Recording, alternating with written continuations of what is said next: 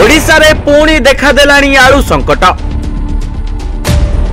ओडिशा को आलू जोगाइबाकू मना करिदेले ममता दीदी। সেটাকে রেখে নতুন আলু যতক্ষণ পর্যন্ত না উঠছে ততক্ষণ পর্যন্ত বাইরে আলুটা যাবে না। আমদানি आलू गाड़ी को सीमारे अटकाइला पश्चिमबंग पुलिस।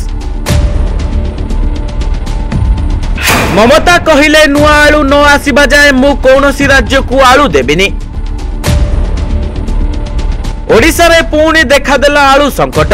निकटरे ओडिशा रे आलू संकट देखिबाकू मिलिथिबा बेले एबे पुणी ओडिशा मार्केट रे समान परिस्थिति देखिबाकू मिलिलानी। कहीं 3-4 मास पूर्व जेपरी भावे ओडिशा को आलू जोगाण बंद कर देइथिले पश्चिमबंग मुख्यमंत्री एबे पुणी सेपरी ओडिशा को आलू देबे नाही बोली मना करि दैछंती ममता बनर्जी।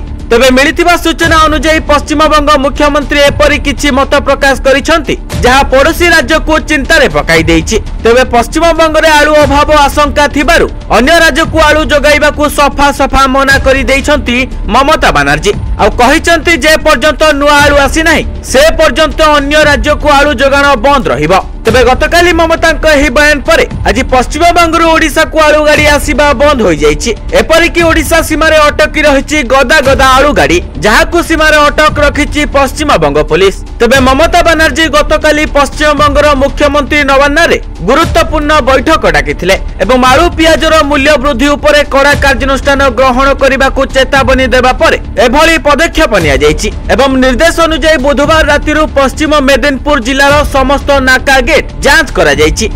সেটাকে রেখে নতুন আলু যতক্ষণ পর্যন্ত না উঠছে ততক্ষণ পর্যন্ত বাইরে আলুটা যাবে না। যেউ কারণରୁ अंतरराज्य सीमा दे आलू अन्य राज्य को जाउछि ताहाकू वर्तमान बंद कर दिया जाइछि। आलू एवं पियाजर मूल्य जेपरि भाबे बढ़ी चलीछि ताकू रोकिबा पई पश्चिमबंग प्रशासन पक्षरु बेलदा पाखरे शताधिक गाड़ी अटक रखा जाइछि। तबे एभली परिस्थिति देखिले आकलन करा जाउछि जे खूब शीघ्र ओडिशा बाजार रे पुणी आलू दर आकाश छुआ हेबो एवं जहार सीधा प्रभाव खाउटी को ऊपर पड़िबो बोली कहा जाउछि। Bureau report news 95 Odia. देश विदेश रो कोण अनुकोण टेक्निक खबर देखंतु आम सह यूट्यूब फेसबुक और इंस्टाग्राम रे आमको देखंतु लाइक शेयर और सब्सक्राइब करने को आद्य भूलंतुनी।